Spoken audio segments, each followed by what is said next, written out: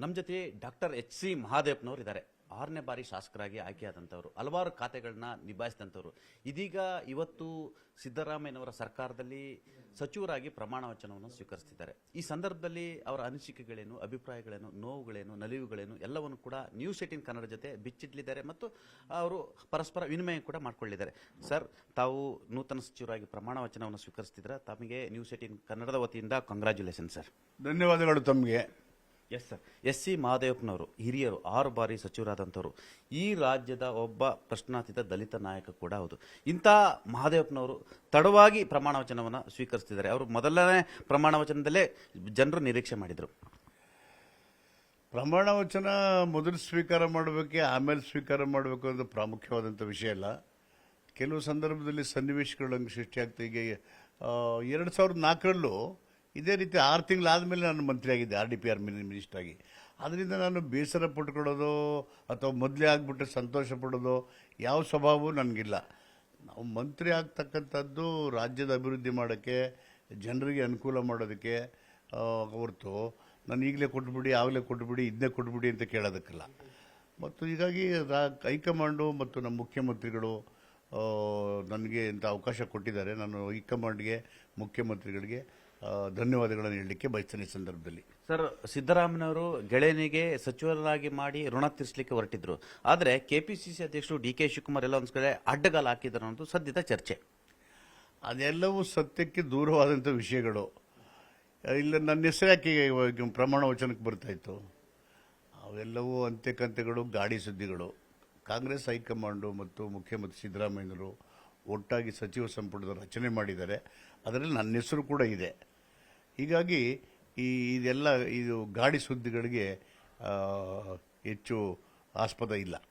ಸಿದ್ದರಾಮಯ್ಯನವರು ನಿಮ್ಮ ಸ್ನೇಹಿತರು, ಅವರು ಇವತ್ತು ಮುಖ್ಯಮಂತ್ರಿ ಆಗಿರ್ಬೋದು. ನಿಮ್ಮ ಸ್ನೇಹಿತನ ಮುಖ್ಯಮಂತ್ರಿಯ ನೇತೃತ್ವದಲ್ಲಿ ತಾವು ಇವತ್ತು ಸಂಪುಟ ದರ್ಜೆಯ ಸಚಿವರಾಗಿ ಪ್ರಮಾಣ ವಚನ ಸ್ವೀಕರಿಸ್ತಿದ್ದಾರೆ. ನಿಮಗೆ ಏನು ಅನಿಸ್ತಿದೆ ಸರ್? ಸಿದ್ದರಾಮಯ್ಯನವರು ನನಗೆ ಸ್ನೇಹಿತರು ಅಂತ ನಾನು ಕರೆಸ್ಕೊಳ್ಳೋಕ್ಕೆ ಅಥವಾ ಕೇಳೋಕ್ಕೆ ಇಷ್ಟಪಡಲ್ಲ. ನನಗೆ ಹಿರಿಯ ಅಣ್ಣ ಇದ್ದಂಗೆ. ನಿಮಗೆ ಮೊದಲೊಂದು ಸರಿ ಹೇಳಿದ್ದೆ ನಾನು. ಹೀಗಾಗಿ ಸಿದ್ದರಾಮಯ್ಯರಂಥ ಒಬ್ಬ ನಿಸ್ವಾರ್ಥ ರಾಜಕಾರಣಿ ರಾಜ್ಯದ ಚುಕ್ಕಾಣಿಯನ್ನು 2ನೇ ಬಾರಿಗೆ ಹಿಡಿತಿರೋದು ನನಗೆ ಅತೀವ ಸಂತೋಷ. ರಾಜ್ಯದ ಜನರು ಕೂಡ ತುಂಬ ಸಂತೋಷ. ಯಾಕೆಂದರೆ ಆಡಳಿತದ ನಿಯಂತ್ರಣ ಮಾಡ್ತಕ್ಕಂಥ ಕೌಶಲ್ಯತೆ ಅವರಲ್ಲಿ ಇದೆ ಮತ್ತು ಹಣಕಾಸಿನಲ್ಲಿ ಶಿಸ್ತರ್ತಕ್ಕಂಥ ಶಕ್ತಿ, ಬದ್ಧತೆ, ಪ್ರಾಮಾಣಿಕತೆ ಇದೆ. ಕೆಟ್ಟೋಗಿರೋ ಆಡಳಿತ ಸರಿದಾರಿಗೆ ತರ್ತಕ್ಕಂಥ ಆ ಒಂದು ನಾಯಕತ್ವದ ಗುಣ ಅವರಲ್ಲಿರೋದ್ರಿಂದ ನಾನು ಅವರು ಮುಖ್ಯಮಂತ್ರಿಯಾಗಿ ಅಧಿಕಾರ ವಹಿಸ್ಕೊಂಡಿರ್ತಕ್ಕಂಥದ್ದು ನನ್ನನ್ನು ಸೇರಿಸಿ ರಾಜ್ಯದ ಬಹುತೇಕ ಜನರಿಗೆ ಸಂತೋಷದ ಸಂಗತಿ. ಸರ್, ಈ ಅಧಿಕಾರ ಹಂಚಿಕೆ ವಿಚಾರಗಳಿರುವಂಥದ್ದು, ಈ ಒಂದು ಸಚಿವ ಸಂಪುಟದಲ್ಲಿ ಕೆಲವು ಪ್ರಭಾವಿ ವ್ಯಕ್ತಿಗಳ ಹಸ್ತಕ್ಷೇಪಗಳು, ಆದರೆ ಮೊದಲಿನ ಮುಖ್ಯಮಂತ್ರಿಯ ಚಾರ್ಮ್ ಕಾಣ್ತಿಲ್ಲ ಅಂತೇಳಿ ಈಗಾಗಲೇ ವಿಶ್ಲೇಷಣೆಗಳು ಆರಂಭ ಆಗಿದೆ. ಸಿದ್ದರಾಮಯ್ಯನವರು ಯಾವಾಗಲೂ ಸಿದ್ದರಾಮಯ್ಯನವರೇ. ಚಾರ್ಮ್ ಕಳ್ಕೊಳ್ಳೋದು ಅಥವಾ ಡಲ್ ಆಗೋದು ಆ ಪ್ರಶ್ನೆ ನಾನಂತೂ ನೋಡಿಲ್ಲ. 40 ವರ್ಷದ ನನ್ನ ಒಡನಾಟ ಅವ್ರ ಜೊತೆಯಲ್ಲಿ ಯಾವತ್ತೂ ಆ ಥರ ಅದನ್ನು ನಾನು ನೋಡಲಿಲ್ಲ. ಎಂಥದೇ ಸವಾಲುಗಳು, ಸನ್ನಿವೇಶಗಳು ಬಂದ್ರೂ ಧೈರ್ಯವಾಗಿ ಎದುರಿಸಿದ್ದಾರೆ. ಒಟ್ಟಾಗಿ ಎದುರಿಸ್ತೀವಿ. ಈ ರಾಜ್ಯದ ಒಬ್ಬ ದಲಿತ ನಾಯಕ ಎಸ್.ಸಿ. ಮಹಾದೇವಪ್ಪ. ಎಸ್.ಸಿ. ಮಹಾದೇವಪ್ಪನಂತರೂ ಕೂಡ ಈ ಒಂದು ಸಚಿವ ಸಂಪುಟದಲ್ಲಿ ಸೇರ್ಪಡೆ ಆಗೋ ಸಂದರ್ಭದಲ್ಲಿ ಒಂದಷ್ಟು ನೋವುಗಳನ್ನು ಕೊಟ್ಟರು ಬಹಿರಂಗವಾಗಿ. ಇದು ಎಲ್ಲೊಂದು ಕಡೆ ನಿಮ್ಮಂಥವ್ರಿಗೆ ನೋವು ತಂದಿದೆಯಾ? ಶೋಷಿತ ಸಮುದಾಯಗಳಿಗೆ ಸದಾ ಏನು ಚಾರಿತ್ರಿಕವಾಗಿ ನೋವು ಇದ್ದದ್ದೇ ಅಲ್ವಾ, ನೋವು ಕೊಟ್ಟಿದ್ದೆ. ಅದನ್ನೆಲ್ಲ ನಿಭಾಯಿಸ್ಕೊಂಡು ನೋಡಿ. ನನ್ನ ಹಿಂದೆ ಬಾಬಾ ಸಾಹೇಬ್ ಅಂಬೇಡ್ಕರ್ ಇದ್ದಾರೆ. ಎಷ್ಟು ನೋವು, ಅವಮಾನ, ಹಿಂಸೆ ಕೊಟ್ಟರು.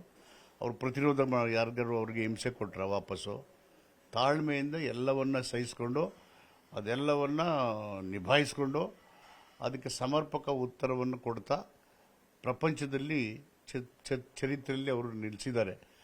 ಅವರು ಕೊಟ್ಟಿರ್ತಕ್ಕಂಥ ಸಂವಿಧಾನನೇ 140 ಕೋಟಿ ಜನರ ಒಗ್ಗಟ್ಟಿಟ್ಕೊಂಡು ಸಮೃದ್ಧ ಭಾರತ ನಿರ್ಮಾಣದ ಕನಸು. ಯಾರು ಎಷ್ಟೇ ನೋವು ಕೊಟ್ಟರು ಕೂಡ ಅದನ್ನು ಸಹಿಸುವ ಶಕ್ತಿಯನ್ನು ಡಾಕ್ಟರ್ ಅಂಬೇಡ್ಕರ್ ನಿಮಗೆ ಕೊಟ್ಟಿದ್ದಾರೆ. ಖಂಡಿತವಾಗಿ ನಿಮಗೆ ನೋವು ಕೊಡುವಂಥವ್ರು ಕೂಡ ಅಂಬೇಡ್ಕರ್ ಅವ್ರನ್ನ ಮುಂದೆ ತೋರಿಸಿ ಅವರಿಗೆ ತಿರುಗೇಟ್ ಕೊಡ್ತೀರಾ?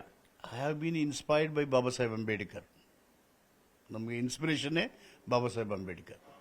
ಹೀಗಾಗಿ ನೀವು ನೋಡಿ, ಯಾವತ್ತೂ ನಾವು ದ್ವೇಷ ಮಾಡೋದು, ಸೇಡು ತೀರಿಸ್ಕೊಳ್ಳೋದು, ಸಿಟ್ಟು ಮಾಡ್ಕೊಳ್ಳೋದು ಎಂದೂ ಮಾಡಿಲ್ಲ. ಬಾಬಾ ಸಾಹೇಬ್ ಅಂಬೇಡ್ಕರ್ ನಿಮ್ಮ ವಿರುದ್ಧ ಸೇಡು ತೀರಿಸ್ಕೊಳ್ಳೋರು, ಷಡ್ಯಂತ್ರ ಮಾಡೋರಿಗೆ ಒಂದು ಸಣ್ಣ ಸಂದೇಶವನ್ನು ಏನು ಕಳಿಸ್ತೀರಾ? ಸಿ ಸಾರ್ವಜನಿಕ ಜೀವನದಲ್ಲಿರೋರು ನಾವು, ನಮ್ಮ ಮುಖ್ಯ ಉದ್ದೇಶ ಗುರಿನೇ ಸಾರ್ವಜನಿಕರ ಹಿತ, ಅವ್ರ ಸೇವೆ. ಅದು ಬಿಟ್ಟರೆ ಬೇರೆ ಅಜೆಂಡಾ ಇಟ್ಕೊಂಡಿರೋ ಮನಸ್ಸು ಬೇರೆ ಬೇರೆ ಕಡೆ ಓಡ್ತಾ ಇರ್ತದೆ. ನಮಗೆ ಸ್ಪಷ್ಟವಾಗಿ ಸಾರ್ವಜನಿಕ ಜೀವನದ ಪರಿಕಲ್ಪನೆ ಸ್ಪಷ್ಟವಾಗಿ ಗೊತ್ತಿದೆ.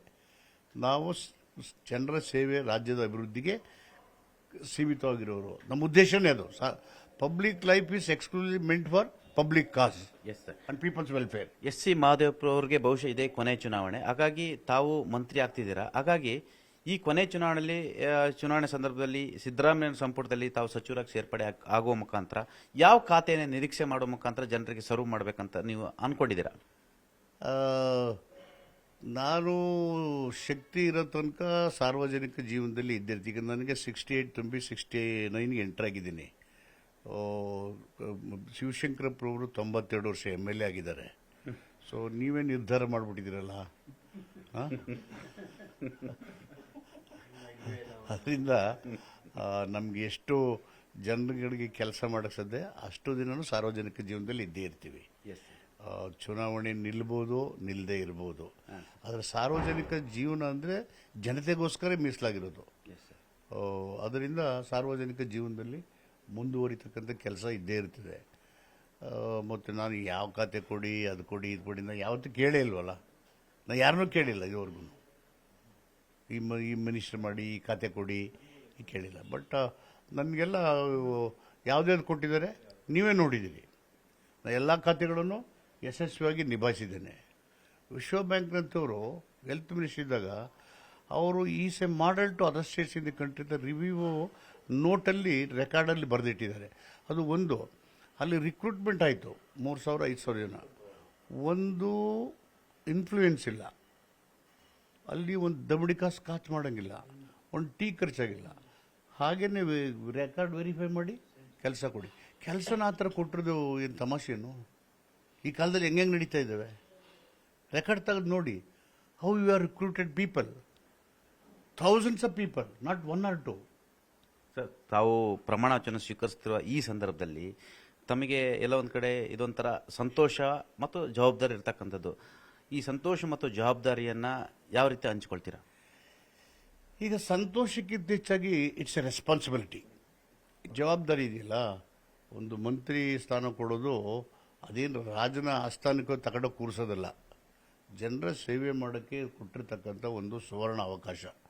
ಅದನ್ನು ಬಳಸಿ ಎಷ್ಟು ಸಾಧ್ಯ ಜನರ ಕಷ್ಟ ಕಾರ್ಪಣ್ಯಗಳಿಗೆ, ಸಮಸ್ಯೆಗಳಿಗೆ ಸ್ಪಂದಿಸಿ ಕೆಲಸ ಮಾಡೋದು, ಅದಕ್ಕೆ ಪ್ರಾಮಾಣಿಕವಾಗಿ ಪ್ರಯತ್ನ ಮಾಡ್ತೀನಿ. ಪಕ್ಷದ ಒಳಗಡೆ, ಪಕ್ಷದ ಹೊರಗೆ, ಸಚಿವ ಸಂಪುಟದ ಒಳಗೆ, ಸಚಿವ ಸಂಪುಟದ ಹೊರಗೆ ಸಿದ್ದರಾಮಯ್ಯ ವಿರೋಧಿ ಷಡ್ಯಂತ್ರ ಶಕ್ತಿಗಳಿಗೆ ವಿರುದ್ಧ ತಾವು ನಿಂತು ಸಿದ್ದರಾಮಯ್ಯನವರಿಗೆ ಬೆನ್ನೆಲುಬಾಗಿ ನಿಂತು ಕೆಲಸವನ್ನು ಮಾಡ್ತೀರಾ?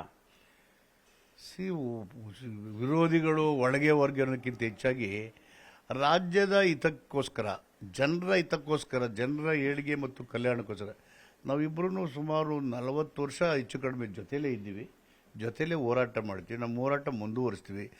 ನಮ್ಮ ಹೋರಾಟ ಮತ್ತು ನಮ್ಮ ಜೊತೆ ಯಾರೋ ಕೆಲವರ ವಿರುದ್ಧಕ್ಕೋ ಅಥವಾ ಪರಕ್ಕೋ ಇರತಕ್ಕಂಥದ್ದಲ್ಲ. ರಾಜ್ಯದ ಅಭಿವೃದ್ಧಿ ಮತ್ತು ಜನರ ಹಿತಕ್ಕೋಸ್ಕರ ಇರತಕ್ಕಂಥದ್ದು. 1 second sir, congratulation. Thank you very much. ಇವಿಷ್ಟು ಡಾಕ್ಟರ್ ಎಸ್.ಸಿ. ಮಹದೇವಪ್ಪರವರ ಅಭಿಪ್ರಾಯಗಳು.